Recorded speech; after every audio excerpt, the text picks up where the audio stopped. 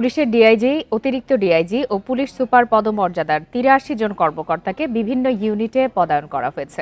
রবিবার রাষ্ট্রপতির আদেশক্রমে স্বরাষ্ট্র মন্ত্রণালয়ের জননিরাপত্তা বিভাগের উপসচিব মোহাম্মদ মাহবুবুর রহমান শেখ স্বাক্ষরিত পৃথক প্রজ্ঞাপনে এই পদায়ন করা হয়। প্রিয় নম্বর সেট করে বিকাশে সেন্ড মানি করুন ফ্রি। এর মধ্যে ৩৩ জন ডিআইজি, ৯ জন অতিরিক্ত ডিআইজি ও ৪১ জন পুলিশ সুপার রয়েছেন। ৫ আগস্ট আওয়ামী লীগ সরকার পতনের পর অন্তর্বর্তী সরকার ক্ষমতায় আসার পর পুলিশ কর্মকর্তাদের বদলি ও পদায়ন হচ্ছে। পুলিশের আইজি সহ বিভিন্ন মহানগরের কমিশনারেরও বদলি করা হয়েছে। এছাড়া বাধ্যতামূলক অব্যাহতি দেওয়া হয়েছে অনেক পুলিশ সদস্যকে।